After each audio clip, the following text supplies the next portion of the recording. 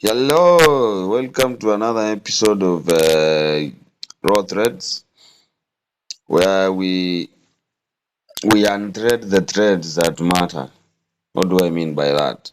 Tunachukua zile thread ambazo zinaleta utata huku kwenye mitandao, alafu tunakuja tunazichambua zaidi. Of course, we have to acknowledge the creators of the content. Lazima tuangalie nani ali. We are not stealing content from anyone, but tuna discuss to what other people have been talking on the social media. In short, I want people to experience to have my Twitter experience through my eyes. That's why I am showing you what is coming on my feed on Twitter. So on this video here, let me explain about the video. In the video here, you can see there is an original tweet by Dan.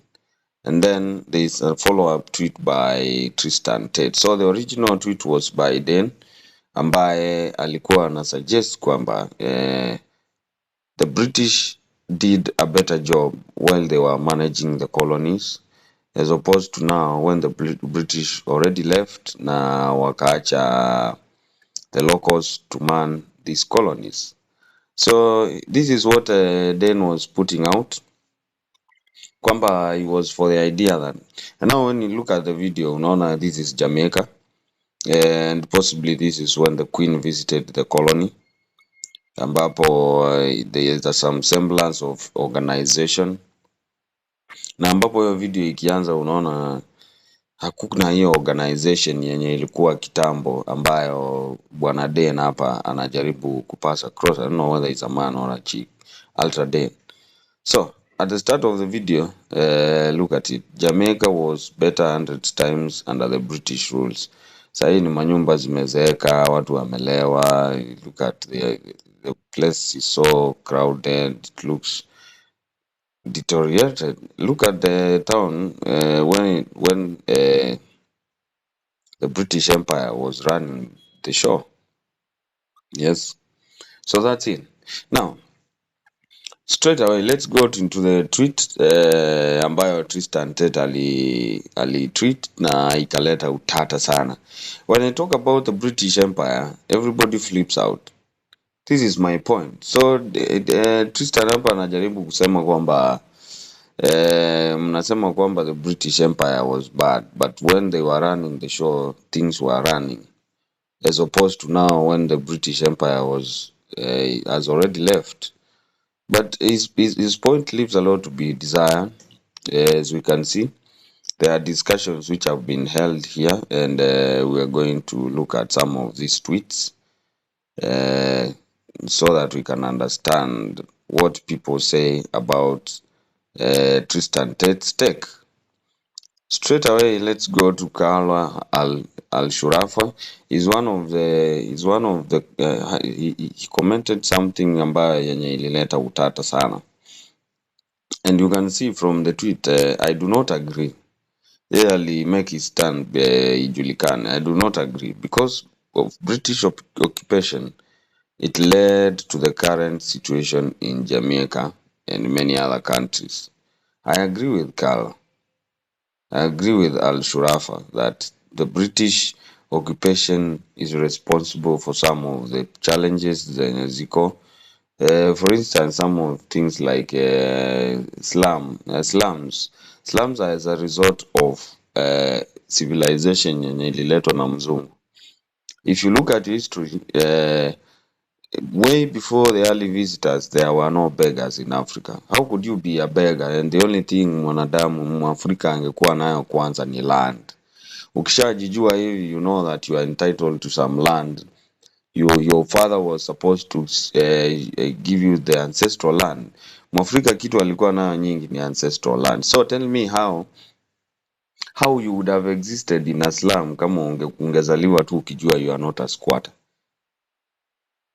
The occupation of the British ilileta issues like the positives are their civilization, the infrastructure, education and all. But now the negatives are They affected the socio-economic factors, the political arena of the Africans and other colonies, and also the culture. If you look at the mapping, yeah,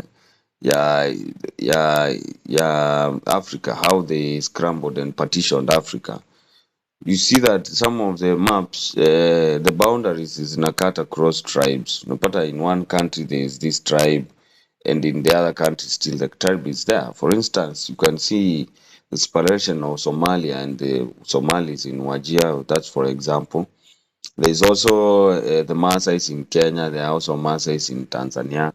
I don't know whether there are Maasais in Uganda, but you realize that the tribes that live around the Maltelgon region are both in Uganda and are both in Kenya. So Al Shurafa here is saying, because of British occupation, the current situation in Jamaica is a result of that, and many other countries. Let's dig deeper into the tweet. And you can see also Christian Tate akona comment hapa amwambia ati na kukosoa kwamba anajaribu kumkosoa by putting the star at the end of the statement, that the statement should read, the British leaving led to the current situation in Jamaica and many other countries. So Tate is supporting that the British Empire should have continued oppressing these colonies. Let's dig into the tweet by Al Shurafa in mara nne anasema hiyo. Let us waste no more time. So the British leave, bado hiyo tweet nayo ikaleta tu utata. Ukidig into it, you realize that people wako hapa tu wakisema and punishing them for going independent. People are being sarcastic about Tristan's state. Apparently Tristan and fellow other whites ndio hawaoni shida hiyo tweet yao. Yes, we did the same shit but had a plan because that's just what happened. I don't know where Pete comes from, but he says that in his country it turned out well. See kama what Jamaica is going through and some of other countries in Africa. So the Trich and Romeo news broadcast says true, but they got blackballed with a lot of trade partners in much more ways. France screwed over Haiti for gaining independence. So this is another example of another colonial power yenye ili mess up a colony. It will take a few decades to build things up, but who knows if that will happen. Rich countries exploit poor countries every day, and you know that. Adam anamkosoa Tate hapa akisema it's like saying drugs are good because if you stop using them you get withdrawal symptoms. Please let me know how deluded Tate is. Better or not, it is a question of identity, freedom, and other more important matters. You and your brothers sound like people who wouldn't get a boss to be controlled solely for better conditions. So you should get it. Mr. Easy Life. Unajua kile unasemea kweli? Do you know what the people went through kuwa kama slaves? So you want Britain to just come back to Jamaica and rule them? Do you even think about the Jamaicans that don't want to be under the British rule?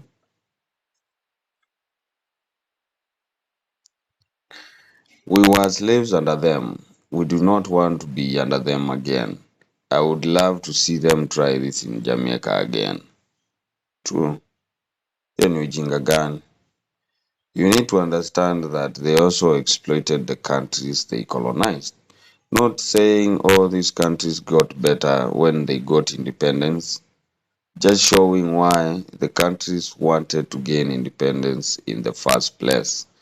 It means hii leadership yao haikukuwa nzuri sana. People wanted to get away from their colonial power. Mabeberu hawa hawakuwa na utu yoyote. They did these things ruthlessly. Why would you want us to someone I think on the this same thread aliuliza, would you be comfortable if aliens came wanakuja kutupea their more advanced skills in terms of technology, but wanatucolonize, would you be okay with them colonizing us provided wanna share their knowledge? Would you be okay, Mr. Tate and your sympathizers? Would you? No. Talk about the IMF loans, the intelligence services, coup attempts on our leaders, the assassinations. I was down there when it happens. Please don't use random video to make a point. Useless. Sorry, unless you are there. Unless you are there. So yes, Moon anasema kwamba Tristan ajui kila anaongelelea, in short. Ajui the sanctions, ajui the coup attempts, ajui the assassinations on the leaders, the intelligence yenye inapeanwa. Kwa sababu yeye ame-experience first hand. Tristan has not experienced such things. It's Ijlan anasema, is it Island or anasema, well, under the British rule, India was exploited right to its core, making the people suffer. Of course, looting the country. True, that's what they did with all other countries they went to. Na all the artifacts and everything valuable wakarudisha kwao na wakatengeneza museum yenye imejaa hizo artifacts. You don't even know how Jamaicans were living under the British rule. This is a terrible idea. That is JFC is talking to Tristan. This is a terrible idea. Sometimes you should not talk about things you do not understand. You are American. Speak on American or European countries. You know nothing about Jamaica, and by an extension, you don't know anything about the countries which were colonized. Not unless you are on the receiving end. Hauwezi elewa zile vitu tulipitia. We have leaders who were beheaded by your forefathers. Yes. Did your grandfather get beheaded na kichwa yake kwenda kukunywa maji huko kwa ugenini? Shut up, you can't. This is totally wrong. We only see one side of the story. Have you ever asked yourself how was Jamaicans living under the British rule? You cannot use an exception to make a conclusion. Thank you, Notorious. Hezron Notorious anauliza Tristan, you fool. Unawezaje make a conclusion na story from one side?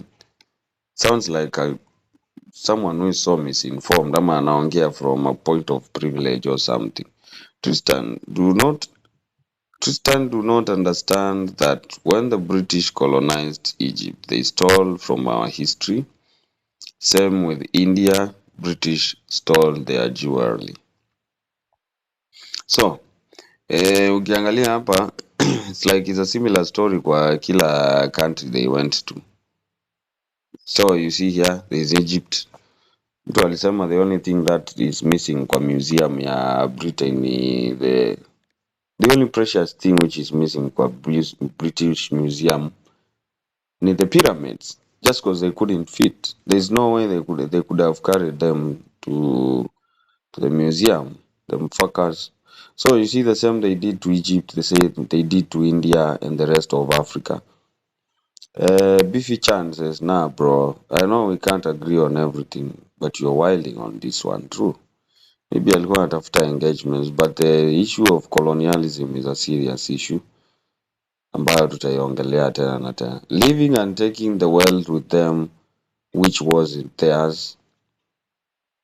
Another comment yenye inauliza Tristan about his stake. You want to say British living, and when they were living they just took the wealth with them and it wasn't theirs, wakaenda kuiweka kwa museum as if it was theirs. As you can see, it would have been pieced away anyhow. Who tells you? And these are white people who are speaking about this. Yes. Big T, fuck you, Big T. There is a huge difference between a British colony and the crap we got dragged into in the Middle East. In Jamaica, we lived in partnership, and that's why it worked. So in Jamaica, it was a bit different when the British were there. It was more like a partnership. But there's also a difference between that and other colonies ambazo the British was there. I think they were a bit lenient with the Jamaicans in terms of what they call a partnership as opposed to a colony. Hmm. Nigga, you can't just occupy a land, live and expect to be better. You leave a whole mess and chaos behind you. That is why most occupied countries go through civil war. They need to rebuild a whole system from scratch, which is not easy. Beard Season hapa alipeana tweet ingine hapo iko sensible sana, and that's why unaona ilipata some reaction from other people. Reactionary janitor says, but they built pyramids and taught Euros how to bathe. Surely, this is a comical comment. When you expand it, utaona kwamba anaongea kuhusu the countries that suffered under the colonial rule. You see? So there's this comment. It was shit when they arrived, nice when they left. I'm no scientist, but something tells me it's about the populations. I think this is the part where I came across some racist comment. The problem with arguments like this is that we can all just point your eyes in the direction of places like Singapore. Singapore, from this thread utaona imetumika mara kadhaa hapa. And the reason why imetumika mara kadhaa is because Singapore made a total turnaround after the British left. So, some of these comments, that's the point. It wasn't a mess when we left. There was no chaos. So, Dave, using your logic, when you left, mliachia home guards and those people wenye walikuwa wanawak kwa the colonialists, and they were not the people who were the leaders there. So mliacha install the leaders according to how they liked your government, or wenye walikuwa na interest in align with you and not with the populace. So for instance, like kama Ungengi, you know very well, jamaa alipewa hiyo country ku 1963 or 64, and he spent the rest of his life akifanya impunity, maybe shady deals za kununua land from former settlers, ama anaingia kwa msitu na anaambia dereva wake aendeshe gari na analala mahali anaamkia, hiyo kichaka ni yake na familia. You see, like some of these first families zilikuwa time ya wakoloni wakienda, they are the families wenye wako na pesa sahi. Why? Sababu waliachiwa the institutions. They started running the institutions as if they are ni familia yao. You get it? You'll find that the concept ya royal family yenye ilianza, like the first family, utasikia Kenya sijui kuna the first family. Who the fuck is the first family? Kwani zile familia zingine zilikuwa haziishi ama? Please someone explain to me what the first family, the concept of first family means. It does not make sense to me. Yes. Another person anamwambia, you act as if like white people didn't write down what a dirt hole places like Algiers was. Hmm? Walikuwa wana trash these places. The British left everything: industry, infrastructure, education. All you had to do was take over the institutions and continue. Without the colonists, you failed. Job de Vries, I hope ungekuwa uko colonized ujue mshenzi we. I'm not talking about Jamaica and my country was fortunate. The question is, who will take over these institutions? How you elect them? The natives are uneducated and have no idea what to do exactly. Wezi sema tu hata usaa hii ukapewa gari ukaambiwa hii gari ni yako. One, kama hujui kuendesha gari haitakusaidia. Two, kama una pesa ya kuweka hiyo mafuta haitakusaidia. Three, kama una ujuzi wa kumaintain hiyo gari, yeah, it's as good as kupewa tu maua ukae nayo.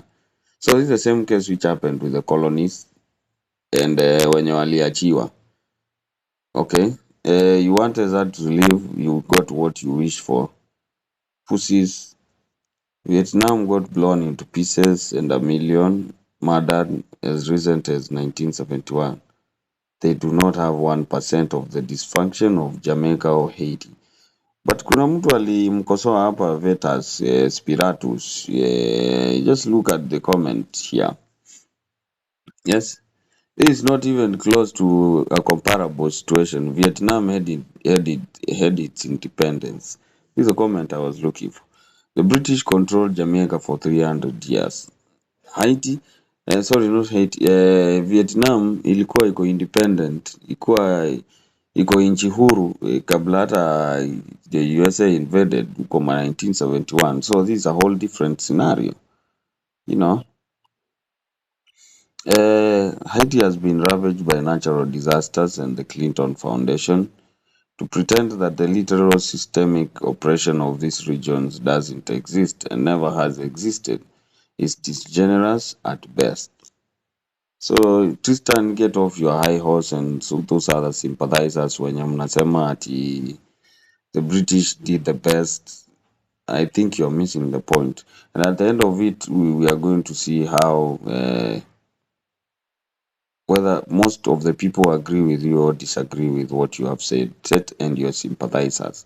You don't need to pretend it doesn't exist to still acknowledge that regardless of hurricanes and the Clintons, they have utterly failed at running their own sovereign state to a degree which cannot be solely attributed to white man. Does Vetus Spiratus make a point to you? Anasema kwamba hizi mashida zote hazifai kuelekezwa, hatufai kumnyooshea kidole beberu kwa mashida zote tunaozipitia sisi kama watu ambao tulikuwa colonized. Do you agree with Vetus Spiratus? I feel like 90% of the problems walileta. For instance, I'll go back to a point Nili mentioned earlier about squatters and people who are homeless. In Africa, there were no beggars before the visit of the whites. Before the first visitors, there were no beggars in Africa. Let that sink in. Kila Mwafrika alikuwa amezaliwa, alikuwa akona right to own land. Na kama una land, ulikuwa unapelekwa kwa msitu na familia. Mnaenda mnafyeka msitu, unajengewa nyumba hapo na community unaishi. When the whites came, mtu mmoja anapewa tracts of land kama 20,000 acres ya kulima tu. Wenye walikuwa wanaishi hapo wanakuwa displaced, wanaenda wanawekwa kwa concentration camps or the reserves. How is that fair that you're creating a solution while you are creating a bigger problem? That kwa hizo settlement schemes walikuwa wana force au Afrika bado wafanye forced labor, and that labor walikuwa wanafanya kwa these plantations zenye wamekuwa cleared from ndio zipewe white settlers. How for instance, how is that not a white man a white made problem? Pussy. Interesting. Nikorama says, well then, let's discuss that. Where should we start? How the nation began from a slave rebellion against the French and Napoleon? Or how about when they had to rebel against the British who swept in after the French? Or do you want to focus on modern day? So Nikorama hapa anamuuliza kama unataka tuanze hii discussion. Can we start about when they resisted against the slave trade by the French and Napoleon? And then soon after another superpower inaingilia ambayo ni British. Hapo kwa ile vita inaendelea hapo, hiyo ni kumaanisha uharibifu wa zile vitu, the structures which existed. So let's go back on the thread. Now this is the racist tweet. This is a racist tweet nimeona hapa. Look, I want you to read through. Acha ni expand hii thread yote hapa uone. Let me read it. You act like 70 IQ on average people can build anything on their own. Ha ha ha ha. Oh my God. So in short, old sorcery amesema kwamba sisi wote, yani IQ yetu on average ni 70. na by this anamaanisha the black people are lesser of humans than the whites. Let's read for wacha nisome kile Benjamin hapa amesema. Black people are not dumber than white people. They are just far less competent. Hiyo ni matusi ingine bale. Yaani mtu anakutusi na akutusi. Ai ai ai ai ai ai ai ai. Ai. Yes. Kwa dakika ngapi? What? Yaani black people are not dumber than white people. They are just far less competent. What do you mean by that? People must work together to build countries, but black people don't get on, whereas whites can get on with the job.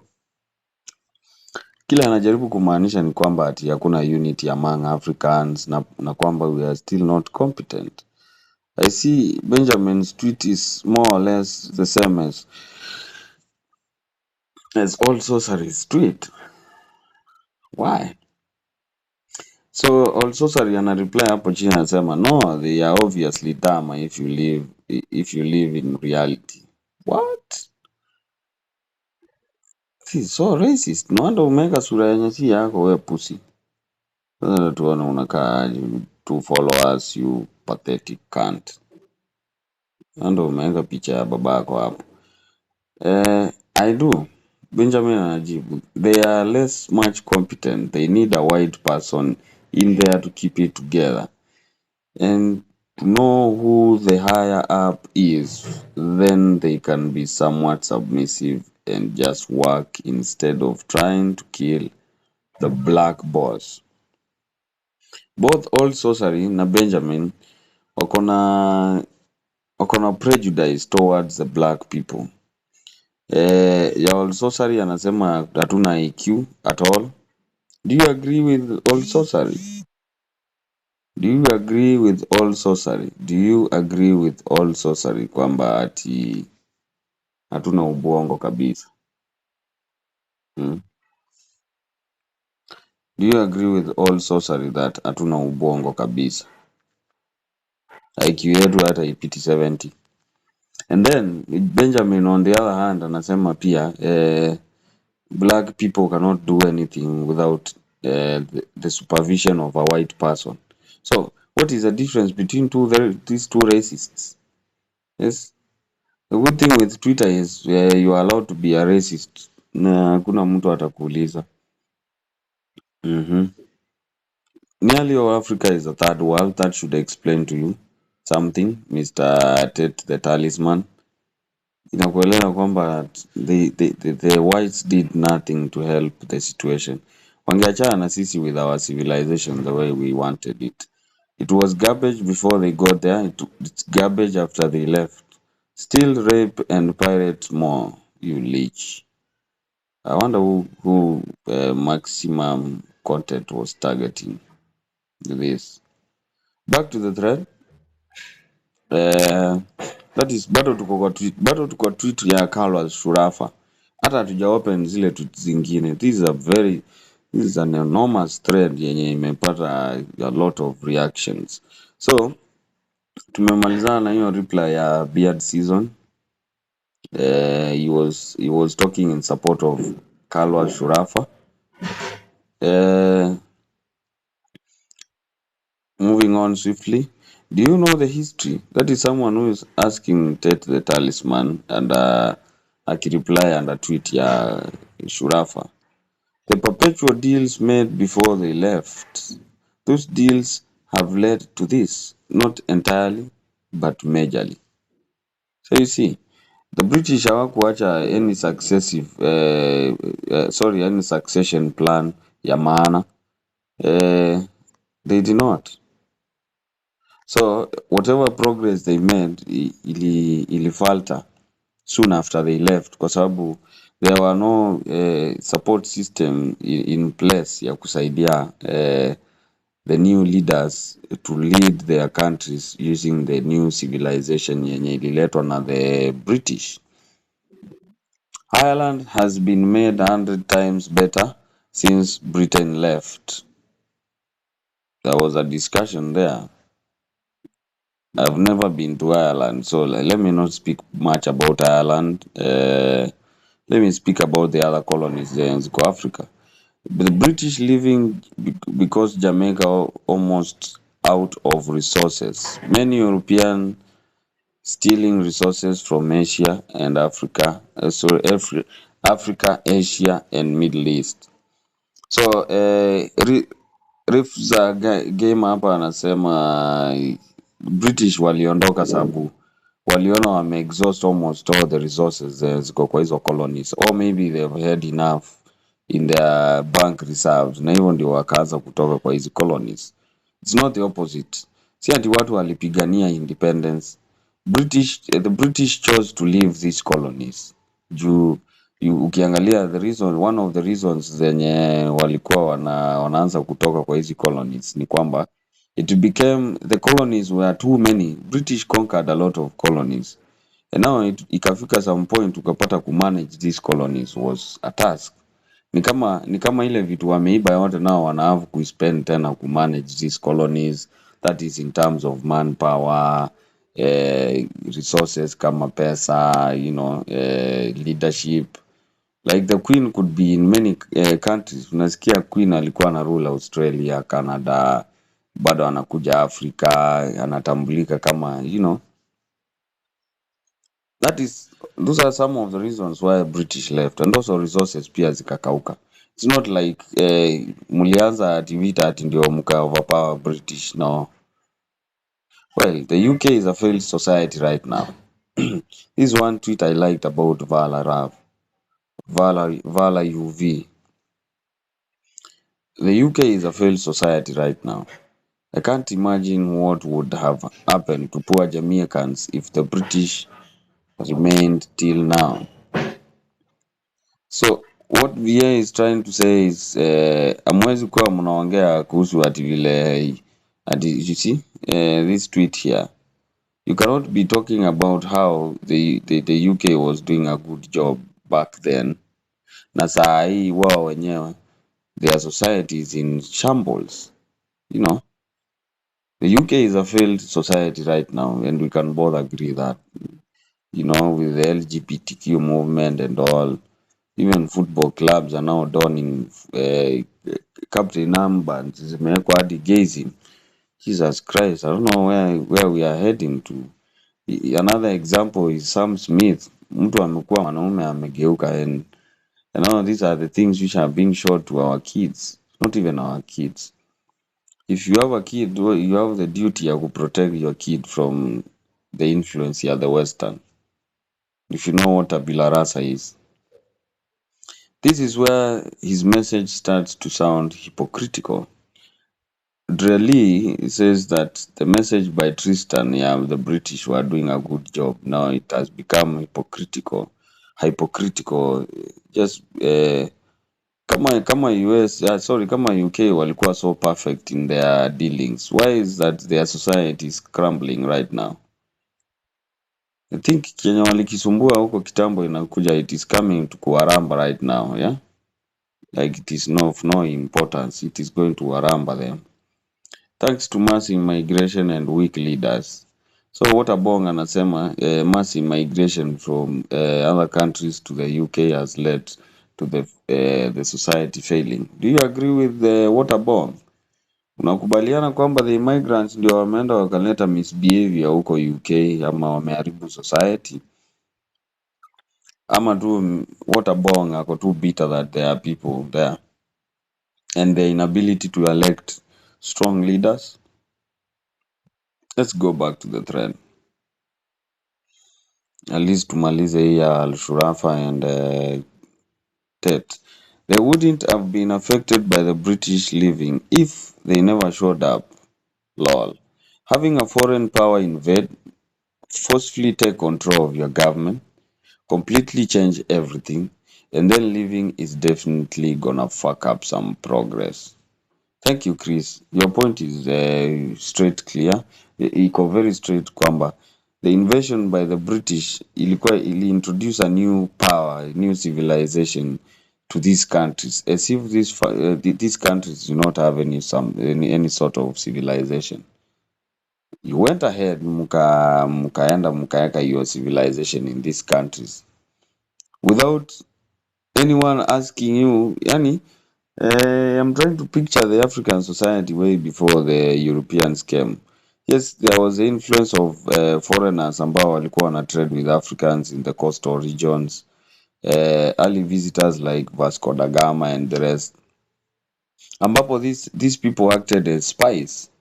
Walienda wakaspy on us, walirudi kwa ile conference ya Berlin wakasema they went to a continent ambayo they never saw a single beggar. There were no cities, yes. The cities were along the coastal regions, but the others, watu walikuwa wanaishi as a community. Hakuna mtu alikuwa poor. Kama ulikuwa mjinga hadi ulikuwa unaozwa hadi bibi. You know, succession was there. Mila zilikuwa zinakuwa transferred from one generation to another through storytelling, music and dance. All this culture was altered, sorry. All this was altered when the Europeans came. If you look at one of the memoirs, Charlie Chaplin, he came visiting in Kenya back in, I think, 1960 something or 61, around there. And then you can look at his his disdain towards the locals. Vile anawa describe hapa, anasema he saw the unsmiling Kikuyu tribe with their ornaments on the neck. Unaona, huyo ni mtu kwanza ana hate about their appearance. And that's why they started having an issue with Africans. First thing they did was to take away ornaments from an African's neck. Unanyolewa kichwa, in terms of unanyolewa kichwa, unabakishwa kiparangoto. Yani, you want to say all this shit did not fuck up the progress yenye ilikuwa in those societies? Is that what they want to mean? Let me continue nisome hapa hii tweet ingine ya Chris hapa. You make it out as if the Brits were going around doing people favors. They were not. And not just being a bunch of greedy shit stains. You preaching this idiocy to your audience of teen boys who are waiting to be told what to think is certainly a choice. Thank you, Chris. Chris hapa amepeana mambo mengine mzuri sana hapa. You know. Yes. Thank you, Chris, for this comment. At least we should. I wonder if there is a colonial sympathizer anaweza kuja refute what Chris has said. But they never left. They became locals. Bado wako hapo. Okiring Imagoro says, but they never left. They became locals. So bado kumaanisha hii society ya Jamaica ina fail bado kukiwa na locals ambao ni wazungu. So bado ina fail with them in it. How are you saying that they are doing people favors huku nje and they are greedy bunch? Looting a country then living with their wealth. Exactly. So bado tulikuwa kwa hii tweet ya kwanza ya Tristan Tet ambayo alikuwa anamjibu Carlo Al-Shurafa. I'm telling you, this is a very expansive thread yenye hata hatuwezi maliza in one sitting. Yes. Someone said, so someone hands me a house and a yard, and all I have to do is to keep it clean, mow the grass, and take care of it. The problem is, when you don't work for it, it falls to shit like my neighbors that inherited it. Carlo anamkosoa hapa mwenzake hapa, anasemaje? Checkmate huyu yako chini. I do not justify or find excuses, but I refused to consider occupation as something good for nations that have been occupied and suffered. Arab countries are still suffering from divisions because of Great Britain. So let me open this reply hapa ya Checkmate ambaye anasema, and let me say something about this. It's the same thing I was talking about when what Checkmate is saying here.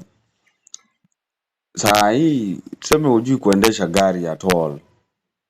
Yes, ama tuseme unaishi Ocha deep rural kwenye hata hakuna barabara. And then someone leaves you with a car yenye ni mpya iko in good conditions. Yes, I'm using the same analogy hapa ya Checkmate. The car is working, iko well maintained before mwenye amekuachia akupatia. Lakini soon after aende, anakuachia gari hujui kuendesha, anakuachia gari hujui kumaintain, anakuachia gari hujui kuweka mafuta, anakuachia gari hujui kucheck when kuchange tire, you know, like a simple problem hivi itakutaabisha, sababu hii ni kama usiku wa giza, na usiku wa giza, jambo usilolijua ni kama usiku wa giza, utatapatapa. So when you are saying that unaachiwa nyumba and a yard and all you have to do is to keep it clean, how do you know how to mow the grass? Not unless uko na ujuzi wa kumow the grass or to how to take care of a clean house, or sorry, a house. How will you even man it? Checkmate. That's where your point gets hazy. Had you told this person how to maintain a house, all the benefits of maintaining that house, they will keep it. So when you don't work for it, it falls. But the problem would be if you know how to work on it and you don't work on it hadi fall. That's a problem. But here hawa watu umekuja uka disrupt their normal way of living for like 100 years hivi. Umebrainwash hawa watu, hata umeanza kuambia their gods are not even, their practices are wicked and all. No, you want them to stop their way of living or adopt your way of living. And 100 years are not enough to teach a population how to adapt to a certain way of civilization, you know. So like occupation in Africa ilianza huko 1885, and by before the end of by 1990 there were no European powers wenye wana colonize wenzao huku. I'm meant to, in the 90s, I think that was the last time, the last colony, you know. So hiyo ni less than 200 years. You have disrupted a whole way of living a whole continent. Now they are supposed to learn the new civilization yenye umewaletea. Now they start from zero. Your point, can someone, do you agree with me? Do you agree with what I'm talking about here about Checkmate? Do you?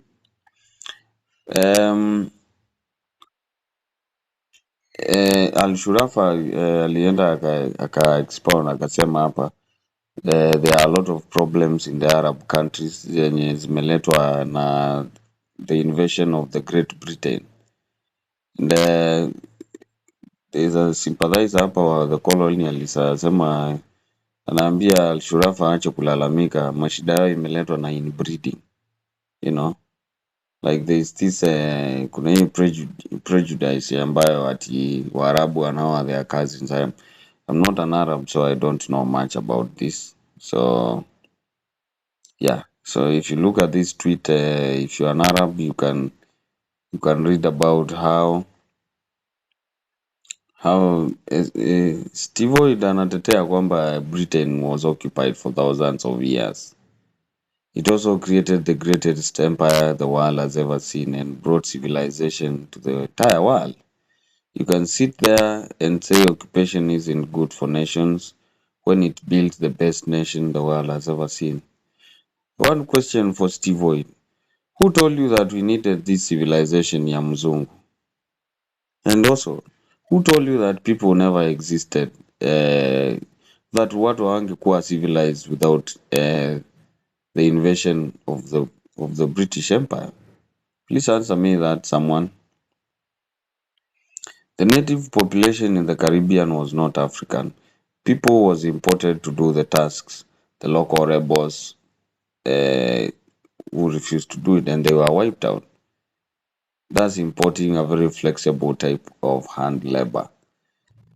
Niko on cyber. Naona the problem with your point here, you know, you invade someone's country bila their say so, na unataka wa fall in line with what you are doing in their country bila hata wao kukuambia uwasaidie kufanya hivyo. Yani, who appointed you the jury, judge and the executioner? You know. So the other white, sorry, the colonial sympathizers wengine hapo wanasema na hii ana reply hii tweet ya Al-Shurafa akisema the Great Britain ndio walileta hizi mashida zote in Arab countries. Typical Arab behavior, blame the others, blame the CIA, blame the Americans, never look inward. Never question the lack of democracy, the kleptocracy, and the focus on studying the Quran instead of math. What? Blame the West. It's much easier to do. Mark H10, kwani uko na kinyongo na Waarabu nini? So in short unasema kazi ya Waarabu ni kublame the CIA. Do you agree with Mark Stein? Kazi ya Waarabu ni kublame the Americans, kublame CIA na they never look inward. Hawezi question their lack of democracy in their countries, the level of kleptocracy in their countries. They only focus on studying the Quran instead of math and blame the West. Do you agree with Mark? Those divisions were there long before the Brits chimed in, and they will still be there long after the last Brit is gone.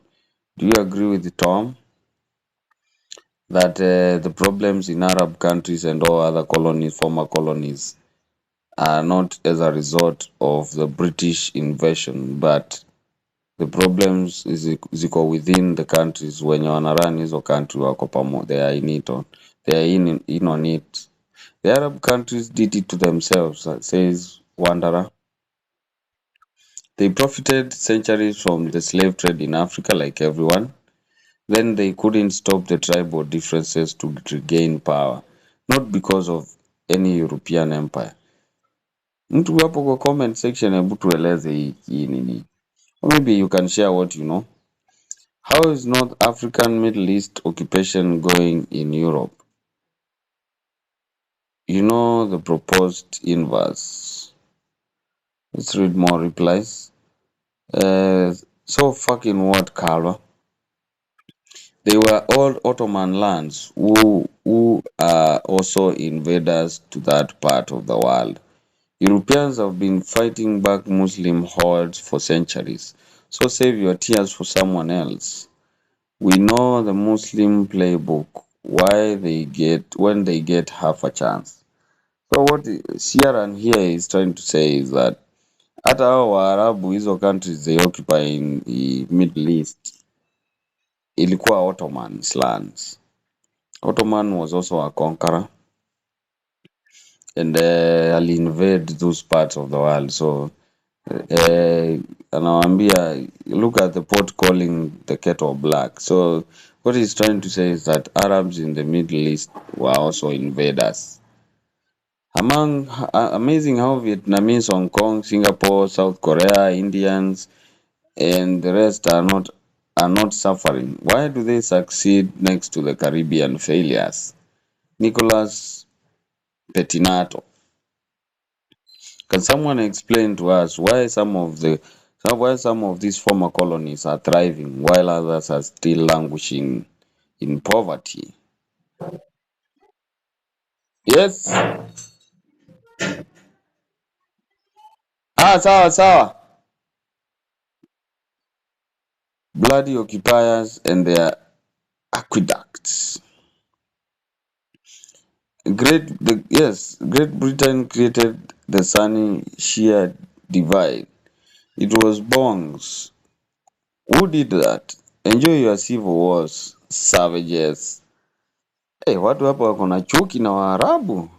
Jesus Christ. The Arab countries struggle because the royal families who hold up power have billions in cash, trillions in oil, and still watch their people suffer.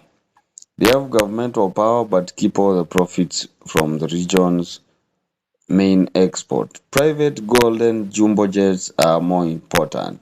Ha ha. Chris,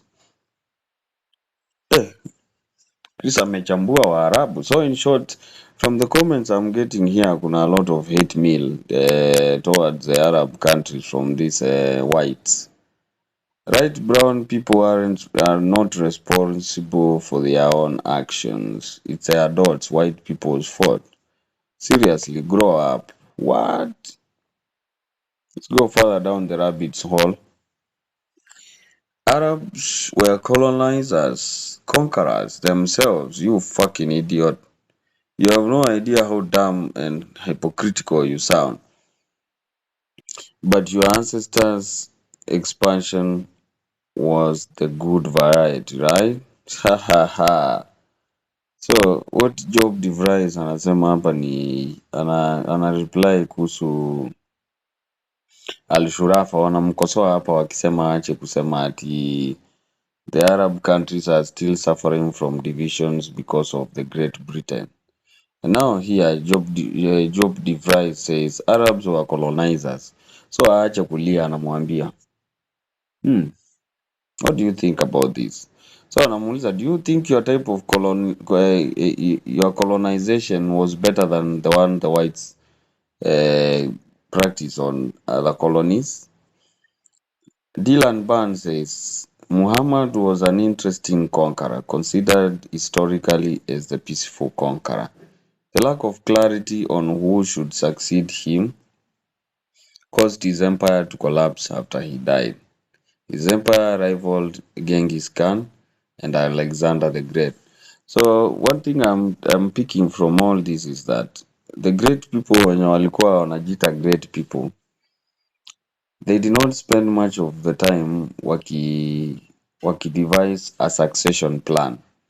When you look at Muhammad here, what Dylan Barnes is saying, he's saying that there was no clarity on who to succeed him, ambayo ili lead to the collapse of his empire after amekufa. No. Also Genghis Khan, there was no leadership, there was no succession type of discussion kuhusu nani angefuata baada ya uongozi wa the great ama the founder. See, like after Alexander the Great, there was now no one else. Genghis Khan hakuna mtu ali take over. Muhammad, no one took over successfully. Same thing. So I think we are done with Al Shurafa's tweet.